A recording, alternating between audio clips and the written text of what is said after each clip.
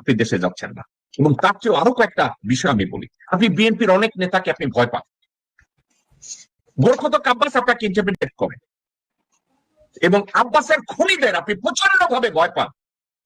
আপনি ফালুকেও ভয় পান, মোসাদ্দেক ফালুক, এবং ফালুর ভাই নুরুকেও আপনি ভয় পান।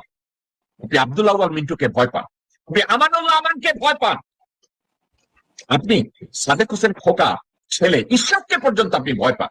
কেন ভয় পান জানেন? তারা সবাই আপনাকে জয় বাংলা করে দিতে পারে। আপনি নিজে চিন্তা করেন, আমার মাকে হাজতে ঢুকাইছে, একটা লোককে আমি রাস্তায় নামাইতে পারি নাই, আমি গেলে আমার তো ঠ্যাং ভেঙে দিব।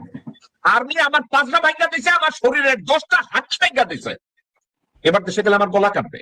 কিন্তু ডক্টর নওশাদের কথাটাকে আমি অ্যাভয়েড করতে পারি না।